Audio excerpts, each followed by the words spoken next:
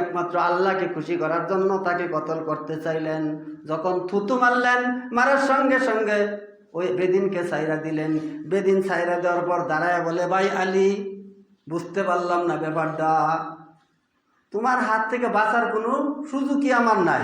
আলীর অনেক শক্তি আছে, শোয়া যখন দৌড়ছে, বাঁচার আর সুযোগ নেই, সে নিজেও জানে। পরে বলে, তুমি নিজে জানো আমার হাত থেকে বাঁচার সুযোগ নাই, তাহলে আমার মুখে থুতু কেন মারলা বলো? তোমার মুখে থুতু মারার উদ্দেশ্য আমার দুইটা। দেখেন তার উদ্দেশ্য কি, আর আলী রাদিয়াল্লাহু তাআলা আনহুর উদ্দেশ্য কি। ওই বেদিনের নিয়ত কি আর আলীর নিয়ত কি? বেদিনের নিয়তের সাথে আপনার আর আমার নিয়তের মিল, আলী রাদিয়াল্লাহু তাআলা আনহুর নিয়তের সাথে আপনার আর আমার মিল নাই। বেদিন বললেন, ভাই বুঝবার কিছু বাকি নাই।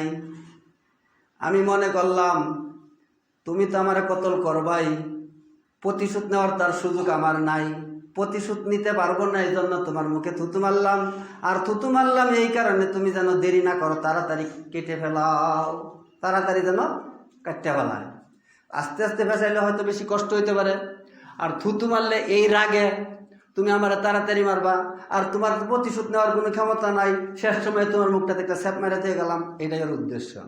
ওই বেদিনের উদ্দেশ্য এই দেশের মানুষের উদ্দেশ্য এক, বেদিনের নিয়ত আর আমার আর আপনার নিয়ত এক।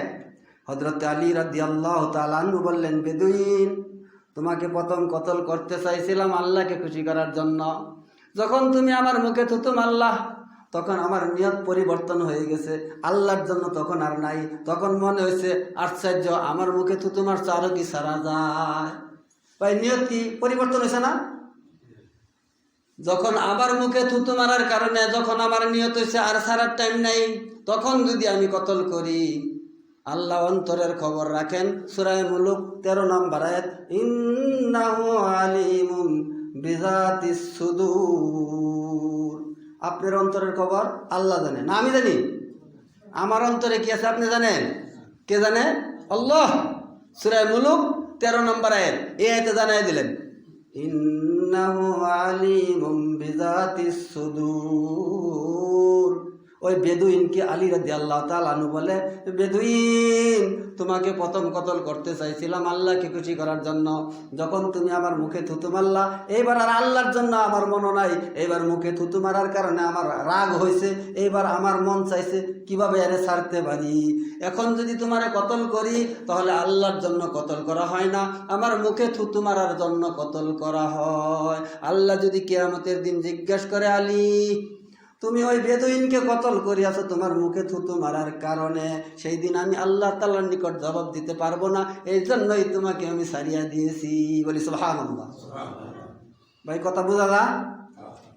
বেদুইন বুঝবার আর বাকি নাই।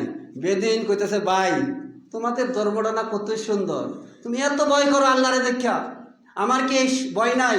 বেদুইন বলতেছে, ভাই আমার বুঝবার আর বাকি নাই, তুমি তোমার রাসূলের নিকট নিয়ে যাও, আমি এক্ষুনি ইসলাম গ্রহণ করে মুসলমান হয়ে যাব।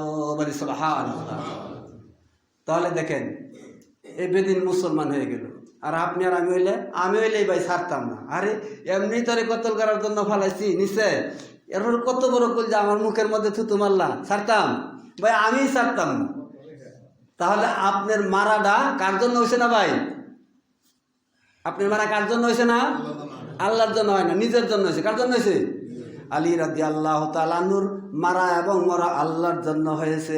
এতে আল্লাহ তাআলা 4টা কথাই জানাইলেন। বলুন, ইন্না, নিশ্চয় আমার সালাত, আমার কুরবানি, আমার বেঁচে থাকা, আমার মরে যাওয়া লিল্লাহি রাব্বিল আলামিন, শুধু একমাত্র আল্লাহর জন্য। এখন এই 4টা কথা বললাম, তাহলে বোঝা গেল আপনার মারা, আপনার মরা, আপনার বেঁচে থাকা, আপনার কুরবানি, আপনার সালাত আল্লাহর জন্য হয় না। তাহলে আমাদের এটা শোনার পরে কি করা উচিত ভাই? আল্লাহর কাছে ক্ষমা চাওয়া উচিত। আরে যেইভাবে কইলেন আল্লাহ তাআলা, যেইভাবে চাইলেন কুরবানি, যেইভাবে চাইলেন সালাত, যেইভাবে চাইলেন মারতে, সেইভাবে তো মারছি না। আরে তাহলে তো আমি ভুল করছি। এখন আমার ভুল ধরা পড়ছে, ধরা পড়ার পর আল্লাহ তাআলা আরেকটা সুযোগ দিলেন। সেই সুযোগটা কোন জায়গায় দিলেন? সেই সুযোগ দিলেন সূরার নাম সূরা ফুরকান, আয়াত নম্বর 70। এখানে বাইকেরে দেখবেন আল্লাহ আপনার জন্য কত সুন্দর একটা অফার দিয়েছে। কত সুন্দর একটা সুযোগ দিয়েছে। এই সুযোগ আপনি দিবেন না, এই সুযোগ পৃথিবীর রাজা বাদশা দিত না, এই সুযোগ একমাত্র আল্লাহই দেয়। পৃথিবীর কোনো মানুষ এই সুযোগ দেয় না। আল্লাহ তাআলা সুযোগ দিলেন কি? আল্লাহ সুযোগ দিলেন সূরা ফুরকান আয়াত নাম্বার ৭০, ইল্লা মান তাবা, তোমরা কি করো? তওবা করো। ওয়া আমিলা আমালান, ইল্লা মান তাবা, তোমরা তওবা করো। ওয়া আমানা, তোমরা নতুন করে ঈমান আনো। ওয়া আমিলা আমালান সালিহান ফাউলাইকা ইউবাদদিলুল্লাহু সাইয়্যাতিহিম হাসানা। আল্লাহ রাব্বুল আলামিন বলেন, বান্দা তুমি যে ভুল করিয়াছ, তুমি যে ভুল করলা, তুমি যে অন্যায় করলা, তুমি এইবার কি করো? আমার কাছে তওবা করো, আমার কাছে ক্ষমা চাও। তওবা করার পর নতুন করে ঈমান আনো। আমরা ওযু করে ঢোকার পর ওযু গেলে আবার নতুন করে কি ভাই ওযু করি না? ওযু করি। তা আমাদের ঈমান ভেঙে যায়। ইচ্ছাকৃতভাবে সালাত ছাড়িয়া দিলে সে কাফের হইয়া যায়। মুসলমান তখন আর মুসলমান থাকে না। ইচ্ছাকৃতভাবে সালাত ছাড়িয়া দিলে সে কি হয়ে যায় ভাই? কাফের হয়ে যায়। কয়েকটা হাদিসের দ্বারা প্রমাণিত, আপনারে বুঝাইয়া দিন। মান তারাকা সালাতা মুতাআম্মিদান ফাকাদ কাফারা, ইচ্ছাকৃতভাবে সালাত ছাড়িয়া দিলে সে কাফের হয়ে যায়। বাইনাল আবদি ওয়া বাইনাল কুফরি তারকিস সালাত, বান্দার আর কাফেরের দুইজনের পার্থক্যই সালাত। আপনাদের এলাকার কাফেরও নামাজ পড়ে না, আপনি মুসলমানের ঘরে জন্মগ্রহণ করছেন, আপনিও নামাজ পড়েন না, দুজনেরই কি নামাজ নাই। তাহলে রাসূল বললেন তার মধ্যে পার্থক্যই নামাজ। তা আপনি করে দুইজনের মধ্যে পার্থক্য নামাজ নাই, তাহলে আপনি কাফের। দুইটা হাদিস বললাম, আরেকটা হাদিস শুনেন। মান তারাকা সালাতা ফাকাদ আশরাকা, যে ব্যক্তি সালাত ছাড়িয়া দিল সে ব্যক্তি শিরক করিল। আরেকটা হাদিস শুনেন, লা দিনা লিমান লা সালাতা লাহু, যার নামাজ নাই তার দিনও নাই, ধর্মও নাই। এরপরেও যদি আপনি শোনার পরে নামাজ না পড়েন, এলাকার চেয়ারম্যান মেম্বার পিঠটা বরাবর পেত না, ইমাম সাহেব তো আরও পাইত না, দেশের বাদশাও পাইত না। আপনি পূজার পরে যদি মানেন, যদি সালাত আদায় করেন আলহামদুলিল্লাহ, না করলে নো চিন্তার ডোভর্তি, কোনো সমস্যা নাই। বক্তব্য রাহার পরে কি বলে? ও মা আলাইনা ইল্লাল বালাগ, মানলে মানো, না মানলে না মানো, কিচ্ছু ঠেকানা। ওই সমস্ত লোকগুলা, অপরাধী লোকগুলা কিয়ামতের দিন যায় আফসোস করব। সূরার নাম সূরা সাজদা, আয়াত নাম্বার 12, রব্বানা আবসারনা ওয়া সামি'না ফারজি'না না'মাল সালিহা।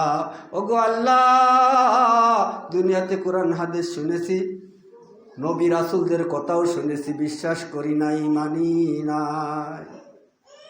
কোরআন হাদিস শোনার পর, নবী রাসূলদের কথা শোনার পর অনেকেই মানে না, আর অনেকেই মানে। আছে না ভাই এরকম লোক? যেই লোকগুলা মানছে ওই লোকগুলার আল্লাহ তাআলা ক্ষমা করিয়া নেকি দিয়া পূর্ণ করে দিলেন। আর যেই লোকগুলা মানছে না ওই লোকগুলা কিয়ামতের দিন আল্লাহর কাছে বলবে, রব্বানা আবসারনা ওয়া সামি'না ফারজি'না না'মাল সালিহা। ওগো আল্লাহ, দুনিয়াতে কোরআন হাদিস শুনেছি, নবী রাসূলদের কথা শুনেছি, বিশ্বাস করি নাই, মানি নাই। এখন নিজ চোখে জাহান্নাম দেখতে পাইলাম, এখন বিশ্বাস হয়েছে, এখন বুঝ হয়েছে। আপনি দয়া করে আমাদেরকে আরেকটু সময় দিন, আমরা দুনিয়াতে যাই, আমলে সলেহা করব, নেককারগণের অন্তর্ভুক্ত হব। চুরের রিমান্ডে নিয়ে যে সময় কেঁচা শুরু করে, কারেন্টের সেক দেয়, তো নাকি কয় যে ভাই সাইরে দিলে আলাদা চুরি করবো, এটা কয় আর চুরি করতাম না, নাকি কই? যখন কারেন্টের সেক দেয় চুরের রিমান্ডে নেয়, তখন আর চুরি করতাম না। তদ্রুপ অপরাধী লোকগুলা বলবে, আল্লাহ আর ভুল করতাম না, আপনি আমাদেরকে আরেকটু সময় দেন। আল্লাহ অন্য এক আয়াতে ইরশাদ করেন, ইজা জাআ আজালুহুম লা ইস্তাখিরুনা সাআতাও ওয়া লা ইস্তাকদিমুন। তোমার নির্ধারিত যে সময় দেওয়া হয়েছিল এটা শেষ, আর সময় দেওয়া হবে না। সেই দিন আপনি সময় চাইবেন, পাইবেন না। এখন আল্লাহ তাআলা আপনাকে সময় দিয়েছেন, এই সময় অপচয় করলেন, এখনও মানুষ আসেই নাই মসজিদে। আজকে যে শুক্রবার, গরিবের হজের দিন, এখনও মানুষ আসেই নাই।